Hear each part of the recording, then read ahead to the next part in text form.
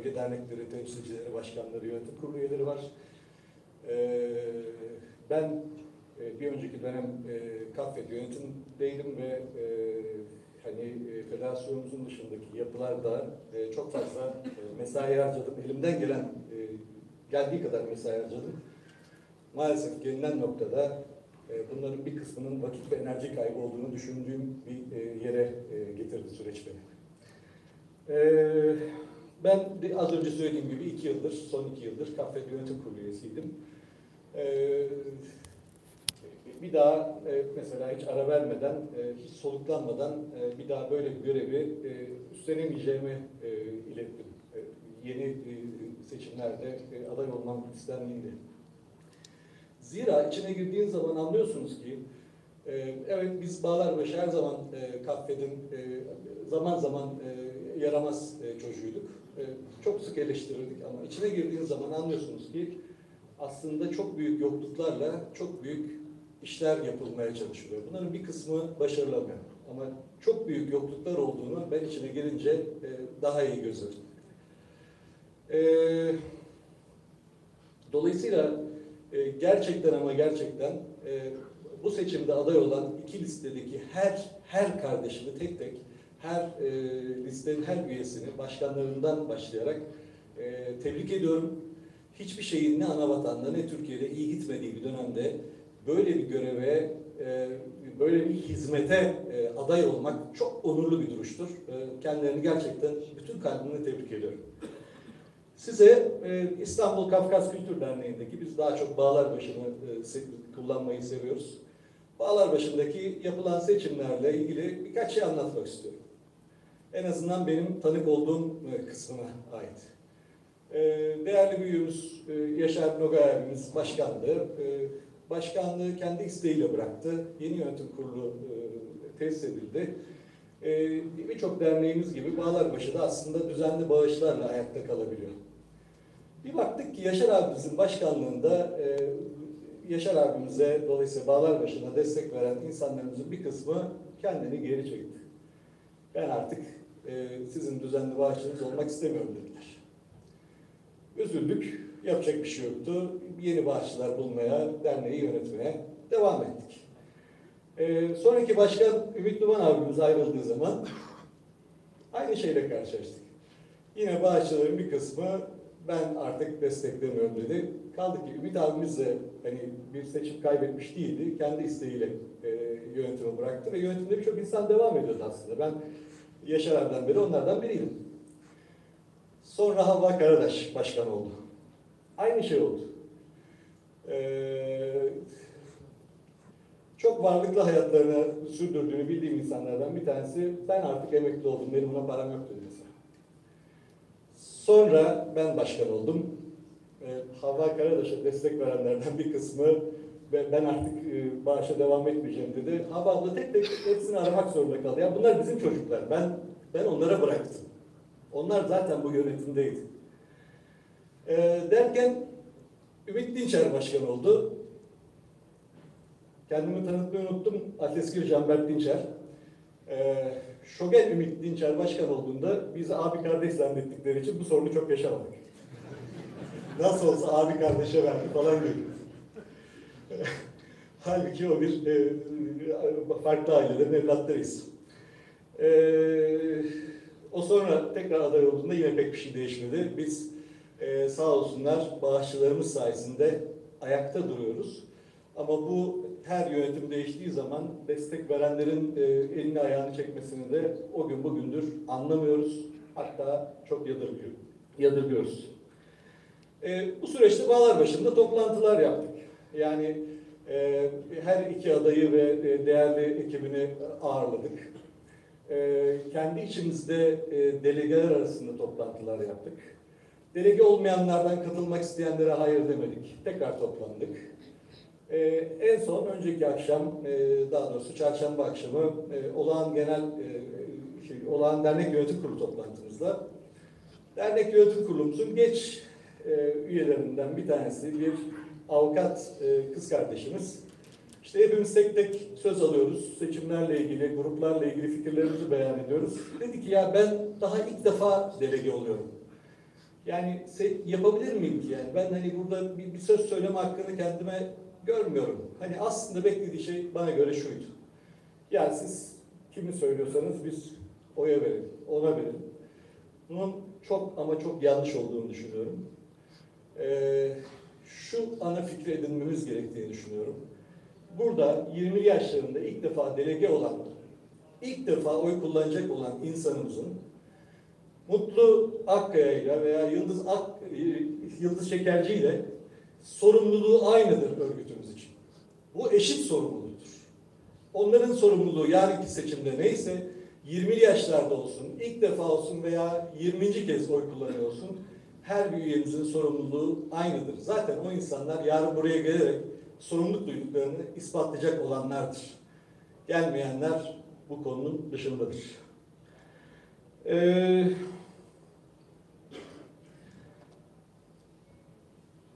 Dolayısıyla yarınki seçimden sonra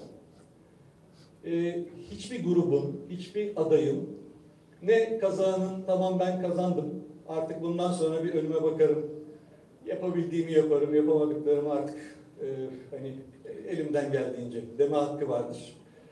Ne de desteklediği grup kazanmadığı için hiçbirimizin ben görevimi yaptım, bundan sonrasını onlar düşünsün, madem aday oldular onlar yapsın bakalım deme hakkı yoktur. Bu örgüt hepimizin örgütüdür. Listelerin ikisi de güzide insanlarımızla doludur. Kendilerini iyi yetiştirmiş, toplum içinde yoğrulmuş, güzide insanlardır her biri tek tek. Ve böylesi kötü bir dönemde aday olarak zaten çok onurlu bir iş yapmışlardır. Hepsini tebrik ediyorum. Yarın bir seçim yapacağız.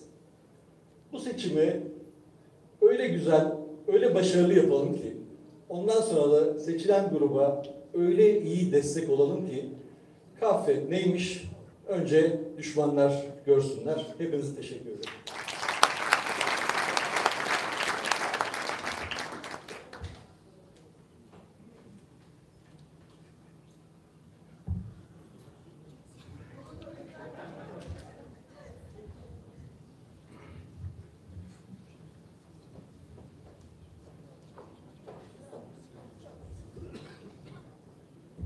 Değerli arkadaşlar, ben Suriye konusunu ele aldığımda asla ve asla hiç kimse bir şey yapmadı. Yapılanları sadece Kaffet yaptı demek istemedim. Çerkezfet yaptı demek istemedim. Kaffet başta olmak üzere, bölge derneklerimiz başta olmak üzere çok işler yapıldı Suriyeli soydaşlarımız için. Ama ne yazık ki görülmek istemeyen Çerkezfet'in yaptıkları. Onun için onu gündeme almak istedim. Ayrıca şu son aylarda Çerkezfet, unuttum onu söyleyecektim, 5600 kadar Suriyeli soydaşın kimlik tespitini yapıp 3800'ünün Türkiye Cumhuriyeti vatandaşı olmasını da sağladı. Yani hala görüyor... Efendim? Yani şimdi burada bir şeyler hiç görülmüyor, hep beraber görülüyor, hep beraber yapılıyor. Ama bir kurumu sürekli yokmuş kabul etmek hiçbirimize yakışmıyor. Onu demek istedim. Buyurunuz.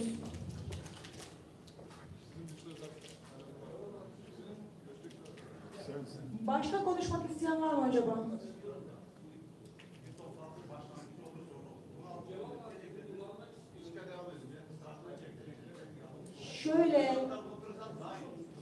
Şöyle efendim, şimdi bakın Türkiye'nin her yerinden gelen konuklarımız var burada. Bütün konuşmacıların peki teşekkür ediyorum.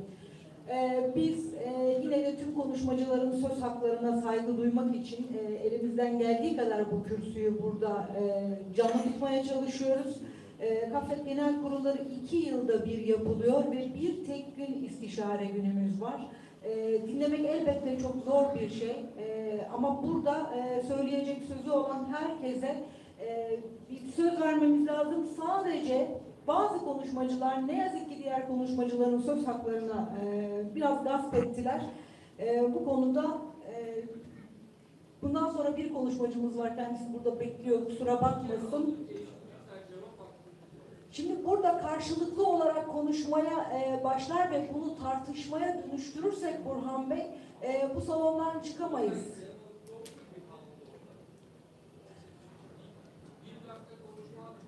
Siz sürenizi diğer konuşmacılardan daha fazla kullandınız. Buyurun, ben kendinizi tanıtmanızı rica ediyorum. Apajak Kadirsa, Maraşkar'ın Kiyop Amşık Bajımız Şursus. Dikwaşa, Dişipha, Dinahırha, Mbakaykoda, Hasabaha, Surattekakwaha, Jurnalista, Son Oskapa Bezorg Sobe. Nova, Takaykodaum, Dekasukup Somi, Zdaujo, Zdaushar Awa, Merit Wan Hes, Satkam, Nachashkatutu, Ohuash Austumar, Zerash. Satkam Bezayin Ijostum, Atakot As. Adiri As, Apazir As, Shashir As, Bushhail As. Mbe Pejus Gosh Amha Faber Kadawata. The Aslaw Ham Mahasat shall Naba that Fushaya, Dibzel, Urtu Quest, Dibzem get the Psatan Questber. Our Sekhanda Sekha through Maharash Hakozibza Ya or Jao, Kataono Shaus Sesipashwa. Produce Aro, produce duration, Jarosh, Zibzel, Kua, Zaparat Hamodu, Yaratabu Ya, Ja, Adibzel, Apazibzel, Benedashar.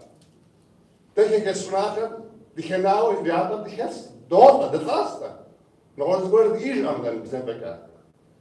Then said, Sharpam said to the Shatan. Sadi Williams Schwas. Our Nova says he's a Schreiber. Says for awkward Bizanas, Bizaz Tapam Bizain, you know. I have got so many doors, but the eyes don't say to Pasha, Moskova, Arch Aja. Nova dog 3 shekels, the cow, Oblaga.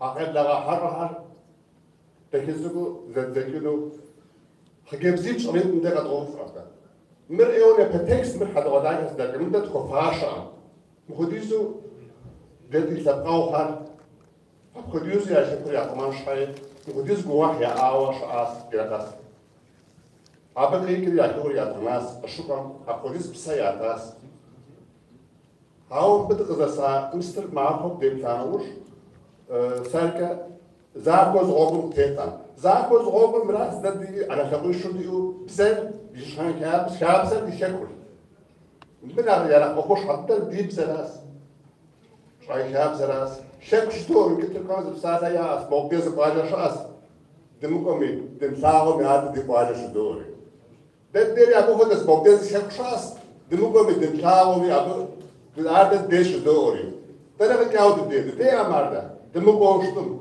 ابهم ديمو شرشتم دم ستفشتم ديبزرت ومشتم دارد ديتم تد ديوسا سيغوا خابش حي مسؤولم بقوكيت وتوك ذات ريس يزا حراز اكو يا اخر اغانا وتقو حري اوف كان يراقبك مستعار خابش حي كنت كيسرك احنا نجيب ساعه يوكي فرايس سياسي بشكواو سايجدا مراس بخوات بغانا اللي جو ابلام دي اديب زري ابحازب زري دي ششب زري بسوري قطستات كم سوري هاو دي غوغر زاكو تومو فيس بده اوسكاوال تحب كل زي بسو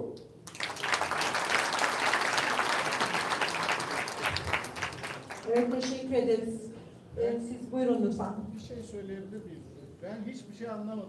Çerkesçe bilmiyorum ya da Adiyece bilmeyenler anlamıyor. Yani eğer ki Adiyece söyleyenler bunları tercüme etsinler o zaman. Yani bilmeyenler de bunları anlasınlar. Ben arkadaşın konuşmalarından hiçbir şey anlamadım şu anda.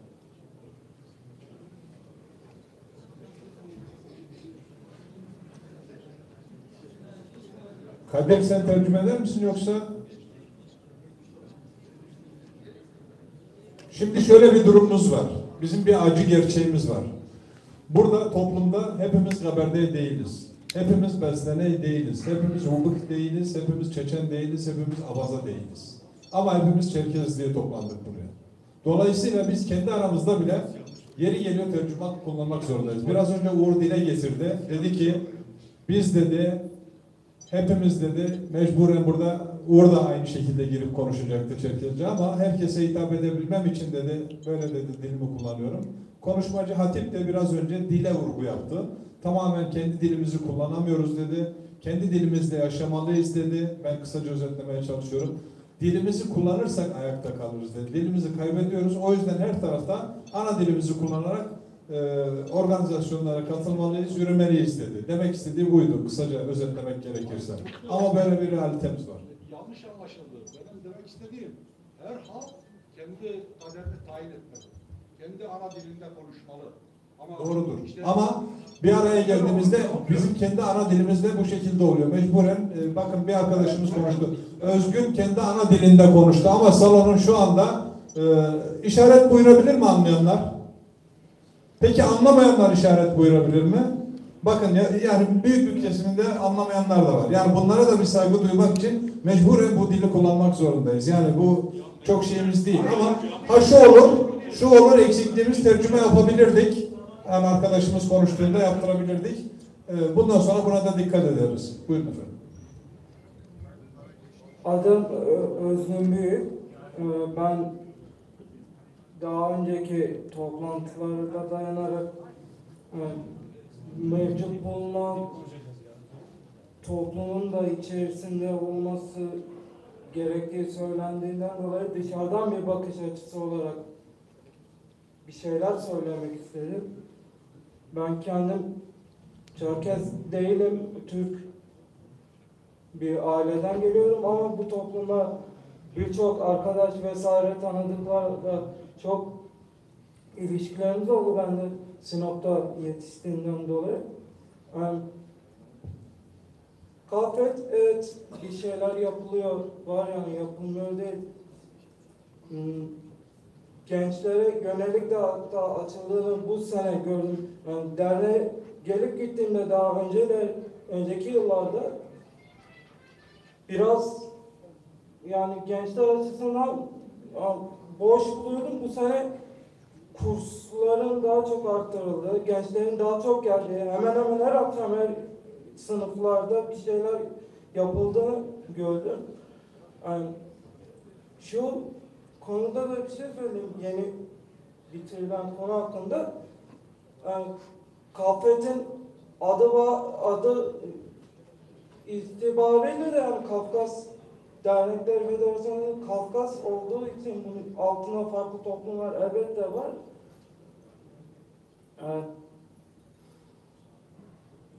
Dil farklılıklarını mecbur diaspora toplumu olduğu için yani kısmen Türkçe ile kapatılması yani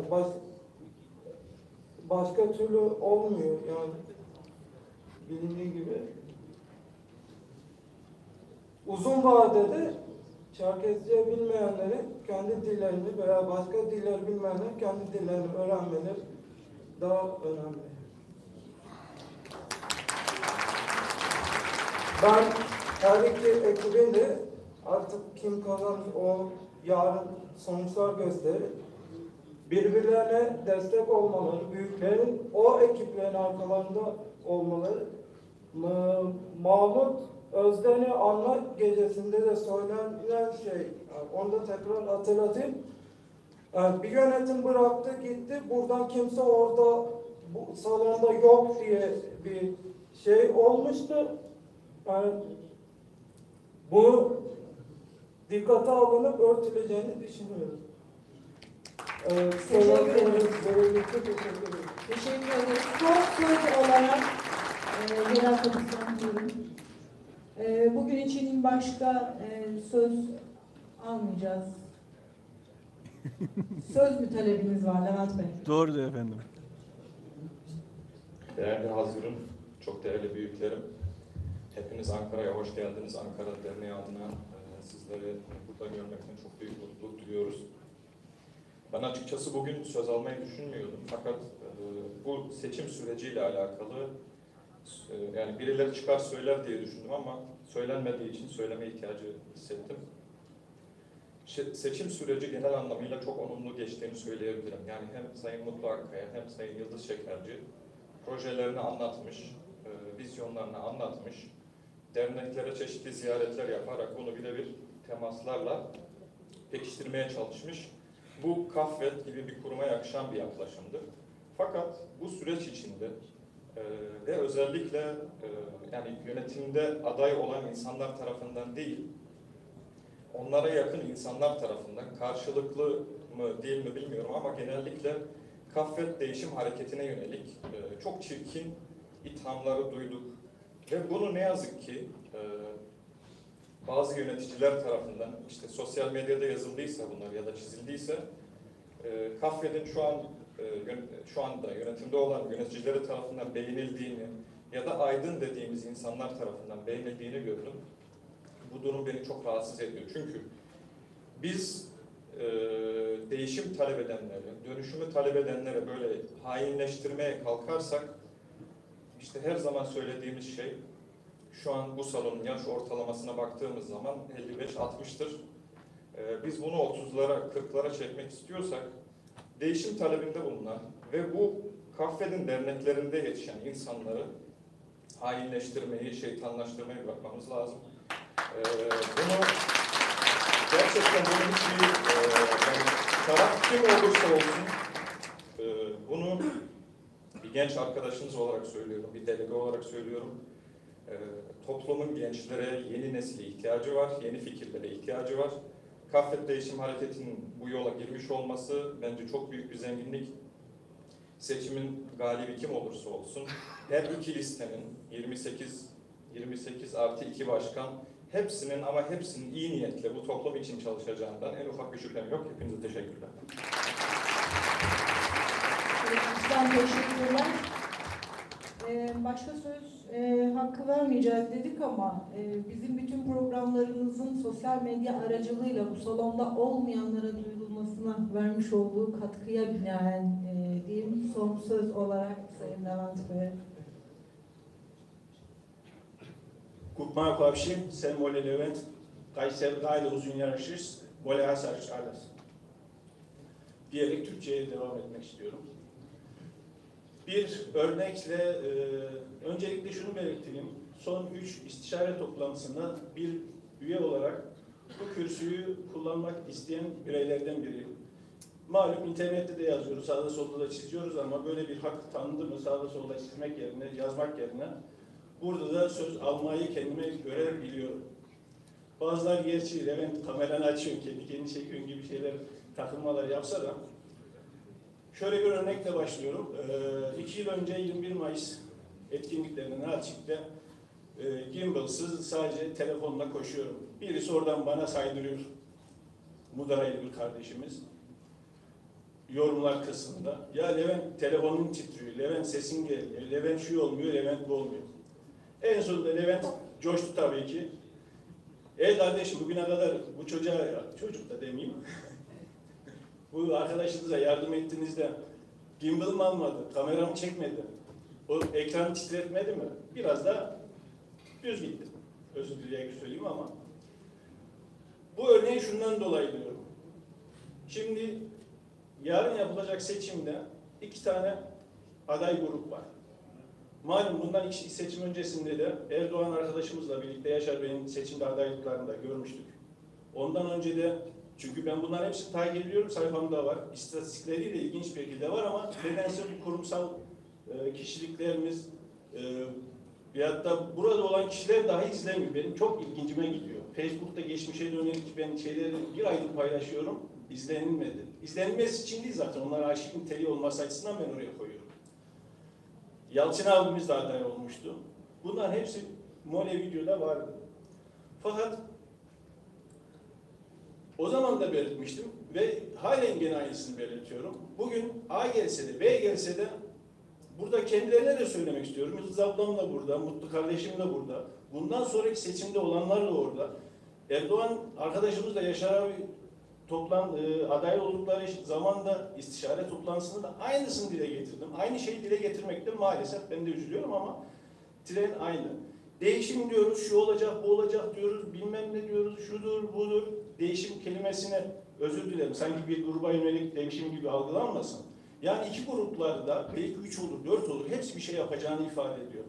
Ama ben şöyle programlarına bakıyorum, yemin billah hepimiz abimizsiniz, kardeşimizsiniz, vallahi yarısına ben şıpsediyorum. Niye şıpsediyorum? Kendilerinde hata olduğundan değil. Ben biraz önce ne örneğini verdim? Levent Gimbal'ın var mı demezse o arkadaşımızın, beni eleştirmeye hakkı olmadığı gibi, Kaffet 50 küsür diyoruz. 54, 55, 56 neyse onun nokta atışı da diyebilen bir dernek olamadı bugüne kadar. O da parantez içinde ilginçliği belirtmek istiyorum. Dernekler görevlerini yapmazsa, dernekler etkinliklerini yapıp iletmezse, dernekler aidatlarını ödemezse, dernekler delegesini göndermezse, son yapılan isim değişikliği DÇB oylamasını demiyorum, isim değişikliği, Çerkez dernekleri ismini alması konusunda yapılan oylamada bu salonda kaç kişi vardı? Veyahut da üyelerimizin aidat borçları zaten Atilla abi biliyordur. Onlar zaten kapanacağı yok da diğer maddi veyahut da manevi işlemlerimizin birçoğunu maalesef yapamıyoruz. Biraz önce bir abimiz dedi, ben amatör videoyla uğraşıyorum. Ben kamu sektöründe çalışıyorum. Evimden, çoluğumdan, çocuğumdan atırdığım parayla zamanla bir şeyler koşturuyorum. Ve samimi söylüyorum, Nuri kardeşimizle birlikte bu işi yürüten Türkiye'de sayılı insanlarız. Kusura bakmasınlar yani bizi eleştirenler ama yok o şey değil abi yani örneğin yani derneklerimiz maalesef mesela medya yönünde gece yapıyoruz, ediyoruz. Ben birçok derneğin etkinliğine gidiyorum. Hasbelkader. Ama maalesef bir basın mensubu yok. Gazeteci yok. Milli televizyon zaten yok. Ulusal televizyonlar. Onları geçtim ben. Onu geçelim. Kendi derneklerinin içinden bir genç gelip de şuraya bir fotoğraf çek, haber yapayım dediği yok. Ya şuraya bakın. İstişare toplantısı 5 yılda bir yapılıyor. Bir fotoğraf çeken Allah'ın kulu yok. Cep telefonumuzdan başla. O cep telefonlarımız sadece Facebook'ta işe yarıyor. 2 gün sonra bir kitap basayım deseniz o fotoğraf da işe yaramayacak. Çünkü pikseli düşük. Demem odur ki A gelse de B gelse de dernekler alttan tabandan o piramidin yukarısına doğru enerjiyi, sinerjiyi vermezse 2 değil 12 tane grup olsa da iyi niyetler ne kadar güzel olsa da vallahi billahi de şıpsa kalacak. Yalansam yalan diyeyim. Neyse. Bu arada o gimbal'ı da aldılar, bana da hediye ettiler. Teşekkür ederim. Daha kaliteli yayınlarda buluşuruz. Evet değerli katılımcılar, bir iki küçük açıklama yapalım. Salondan gelen ikinci tur söz taleplerine sürenin uzaması nedeniyle yanıt veremedik. 3 ya da 4 kişi ikinci defa söz istediler ama kendilerinden bunun için çok özür diliyorum. Sadece Gülsel Hanım kurumlarla ilgili bir şey söylediği için birkaç cümleyle ona bir ekstra söz vermiş olduk. Bazı katılımcılar bilerek ana dilleriyle konuştular. Bu sanıyorum Hazirun'a bir mesajdı. Bilerek, isteyerek Türkçe çevirilerini kendileri yapmadılar. Belki bundan sonraki istişare toplantılarında ana dilde konuşmak isteyenler önceden bildirirlerse bununla ilgili bir divan hazırlık yapar. Türkçe hitap edebilecek olmasına rağmen herkesin bu kürsüde kendi ana diliyle hitap etme hakkı elbette vardır. Biz de divan olarak bunun tercümesi için gerekli hazırlığı yapmakla yükümlüyüz. Bundan sonraki istişare toplantılarında buna da ayrıca dikkat edilecektir diye düşünüyorum. Şu ana kadar 27 konuşmacı söz aldı. Bu 27 konuşmacı Çerkez toplumunun gündeminde olan kendi bakış açılarıyla ve perspektifleriyle elbette görüşlerini dile getirdi. Çokça eleştiri vardı, öneriler de vardı. Bunların her biri zenginliktir. Tüm konuşmacılara ve burada bu kadar uzun süreye çok uzaklardan gelmiş ve sabırla dinleyen ve buradan da görünüyor ki çok dikkatle dinleyen herkese de çok teşekkür ediyorum. Kıymetli Hazirun, yarın saat 11'de kısmet olursa genel kurulumuzu yapacağız. Öncelikle hepinizin burada aynı saatte bulunmasını istiyorum. Yalnız bir açıklama yapmak istiyorum Hazirun'un burada bu fetlerle ilgili. Son dönemde bir külliyede bir toplantı yapılacaktı. Bu beraber bir yola çıktık. Ben de eskiden beri bunlarla birlikte olması gerektiğine inanan ve savunan, çok ciddi savunan bir kardeşiniz olarak bu toplantıya katıldım. Toplantıda da dile getirdiğimiz şuydu: Türkiye Cumhuriyeti'nin resmi olarak kabul ettiği ve külliye, yani Cumhurbaşkanlığı makamında kabul gören tek Çerkes sivil toplum kuruluşu Kaffet. Bunu da orada dile getirdim. Bu nedenle buradaki istişare toplantısında da konuşmacı olarak Kaffet Genel Başkanı'nın konuşması gerektiğini ifade ettim. Oradaki hazırındaki arkadaşlar, vay dediler, siz nasıl Kaffet olarak Cumhurbaşkanlığı tarafından davet ediliyorsunuz da biz yokuz dediler. Dedik bakın yanlış bir yaklaşım. Gözünüz aydın, şu anda orada da yokuz. Benim aklıma gelenleri direkt açıklamıyorum ama böyle bir süreç yaşadık. Şu anda 2 yıldır o toplantıya da katılamıyoruz. Bu toplantıya gelirken FET'lerden bir tanesi dedi ki konuşmacı olarak biz şunu öneriyoruz. Başka bir tanesi de şunu öneriyoruz. Bu önerilen isimlerden bir tanesi dedi ki oraya gidip konuşması gereken Kaffet'in genel başkanıdır dedi Türkiye'de. Bunun üzerine değiştirdiler, başka bir isim getirdiler. Başkası da başka bir isim daha getirdi. En son toplantıda dedi ki bu külliyede Çerkes toplumu adına konuşması gereken biz Şansal Büyükağa'yı öneriyoruz dedi. Dedim ki bakın Şansal Büyükağa kimdir? Bir spor muhabiri. Ben Çerkes olduğunu kendi adından duymadım. Birileri söylüyor. Yani saygı duyuyorum. Çerkes'e de gurur duyuyorum. Çok da başarılı bir adamdır. Fakat bu arkadaşa dedim ki bakın bu külliyede ola ki bu toplantı yapıldı. Sayın Tayyip Erdoğan, Cumhurbaşkanımızın karşısına gittik. Biz taleplerimizi okuyacağız. Metni okurken Şansal Bey bir yerde dedi ki Cumhurbaşkanı, Şansal Bey bir saniye dedi. Ya burada ne demek istiyorsunuz anlamadım, bir açıklar mısın derse. Ne diyecek dedim senin temsilci olarak oraya gönderdim. Vallahi ben bilmiyorum, bir saniye bir sorum gelir mi diyecek dedim. Biz bu insanlarla en son net sordum. Dedim ki sorunuzun cevabı şu mudur? Yaşar Aslankaya o gün için Kaffet Başkanı. Bugün, yarın işte seçim olur, mutlu olur, yıldız olur, önemli değil. Kaffet Başkanı olmasın da kim olursa olsun mu diyorsunuz dedim. Evet dediler. Kusura bakmayın, ben de size saygım bu kadar. Bunu salonun takdirine sunuyorum. Bu toplum asla ve asla Kaffet yönetiminde bulunduğum sürece bizim Kaffet yönetimden hiçbir kimse ne Abhazfet hakkında, ne Çerfet hakkında, ne diğer şeyler hakkında olumsuz hiçbir yorumumuz olmadı, hiçbir yazımız olmadı, hiçbir deklarasyonumuz olmadı. Ama bu bahsettiğim kuruluşların içindeki yönetim kurulundaki arkadaşlar her tarafta bizim hepimizle ilgili, Kaffet'le ilgili zehir zemberek yazılar yapıyor. Bunu da kendilerine aktardık. Lütfen bunları kaldırın, yapmayın. Bunlar yakışmıyor bize. Bize kötü demeyin. Biz de size kötü dersek bunun arkası gelmez. Bunları kaldırın, yakışmıyor. Yok, durduramadık. Bu hala devam edip gidiyor. Bunu da takdirinize sunuyorum. Dediğimiz gibi yarın genel kurulumuz vardır. Bir kardeşlik havası içinde geçmesini istiyoruz. Kaffet bugün çok güzel bir noktadadır. Ben her iki grubu da tebrik ediyorum. Bugüne kadar olmamış bir şekilde bir seçim çalışması yapıldı. Derneklerimize kadar gelinildi. Ben daha da ilerisini istiyorum. İnşallah bundan sonraki seçim sürecinde köylere kadar giderler. Derneklere değil. Benim köyümdeki Çerkes kardeşime gidip de Kaffet'e anlatın. Buraya ulaştığımız gün biz başarıya ulaşırız. Bugün derneklere ulaşıldı. Bu bir başarıdır. Yarın inşallah oralara gidecektir. Kaffet olarak bir marka olduk. Bu seçim döneminde şu anda en son geçtiğimiz seçim sürecinde size yaşadıklarımızı anlatayım. AK Parti, MHP, İYİ Parti, HDP, yani şu an aklıma gelen bütün hepsinden adayları yüzlerce insan geldi buraya. Dediler ki ne olur genel merkeze gidin, bizim yanımızda olduğunuzu söyleyin. Bunların hepsi de Çerkes değildi. Çerkes olmayanlar da geldi. Dediler ki biz sizin desteğinizle yola çıkıp seçimlerde aday olmak istiyoruz. Lütfen bize referans gösterin. Seçildiğimiz gün masanın bir tanesi sizin 4 ayağı vardır dediler masanın. Bir tanesini size tahsis edeceğiz arkadaş. Bu kadar da garanti veriyoruz dediler. Biz dedik hepsi için eşit duruyoruz. Hiçbir siyasi çizgimiz yok. Hepsine de eşit durmaya çalıştık. Ama bizi yerden yere vurdular. Yok şundan görüştü bir grup.